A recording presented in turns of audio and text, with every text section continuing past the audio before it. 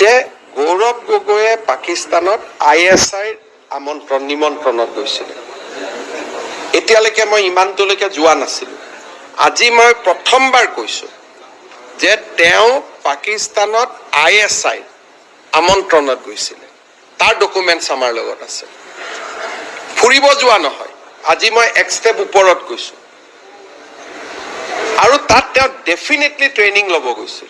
কাৰণ ISI তেওঁ কিয় মাতিব?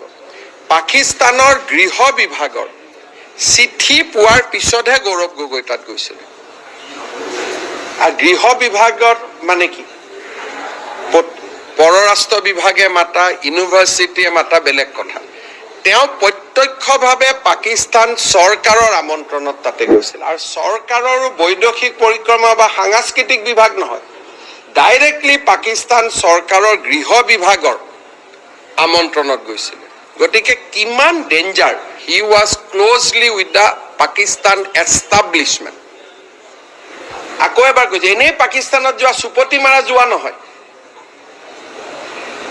পাকিস্তান চৰকাৰৰ নিমন্ত্ৰণত, আৰু চৰকাৰ মানে সাংস্কৃতিক বিভাগ, ক্ৰীড়া বিভাগ নহয়, গৃহ বিভাগৰ নিমন্ত্ৰণত তেওঁ পাকিস্তান গৈছিল। আৰু গৃহ বিভাগে নিমন্ত্ৰণ কেতিয়া কৰে? যেতিয়া কাৰোবাক ট্ৰেইনিং দিব লাগে তেতিয়াই নিমন্ত্ৰণ কৰে। আৰু এইকাৰণে তেওঁকো মই ক'ম যে মোক চুপতি কৰি থাকিব দৰকাৰ নাই, মোক কৰি দিয়ক, প্ৰমাণ আছে যদি দিয়ক। তেওঁ জানে যে মোৰ হাতত প্ৰমাণ আছে, খালি মোক প্ৰমাণখিনি আদালতৰ দ্বাৰা প্ৰত্যয়িত হ'ব লাগিব। সেই প্ৰচেছটোৰ কাৰণে মোক 3 মাহ সময় লাগে। বহুত অসমৰ সাংবাদিকে ভাবি আছে যে এইটো মুখচুপতিৰ কথা হৈ আছে। ইয়াত মুখচুপতি একো হোৱা নাই। 2-এটা মই কালি দেখিছোঁ, প্ৰাগ টিভি, NK টিভি, কিবা NY টিভি, তেওঁলোকেতো এটা ইছ্যু বনাই। হিমন্ত বিশ্ব শৰ্মাই ক'লে গুচিয়ে গ'ল, মানে ইয়াত ল'ৰা ধেমালিৰ কথাই নাই। It is a very serious matter. আৰু ইয়াৰ পিছত ডাঙৰ একশ্যন হ'ব। এইটোক লৈ ল'ৰা ধেমালি মুখ চুপতি কৰাৰ কোনো মিনিঙে নাই। মই 10 ছেপ্টেম্বৰত যেতিয়া আপোনালোকে দেখিব, আপোনালোকো আচৰিত হৈ যাব। আৰু it is a very serious issue. আৰু মুখ্যমন্ত্ৰী আসনৰ পৰা 24 ঘণ্টাৰ মূৰে মূৰে মই যেতিয়া কৈ আছো যে ইয়াৰ স্পষ্ট প্ৰমাণ আমাৰ হাতত আছে, গতিকে আপোনালোকে মুখ্যমন্ত্ৰী এজনক বিশ্বাসো কৰিব লাগিব।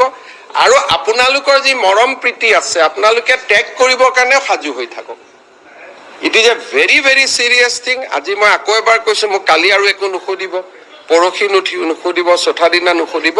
মই 10 ছেপ্টেম্বৰৰ দিনাখন সাংবাদিক মেলত আপোনালোকক মাতিম, গোটেই কাগজখিনি দেখুৱাম।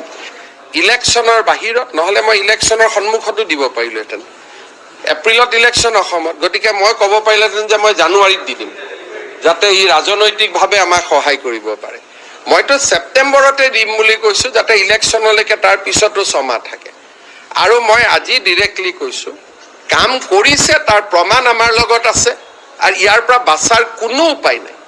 সোঁৱে আৰু বাওঁৱে বন্ধ হৈ আছে, আগ আৰু পিছৰ ফালেও লক আছে, সোঁ আৰু বাওঁ ফালেও লক আছে। এভিডেন্স আমি চকু দি দেখিছোঁ।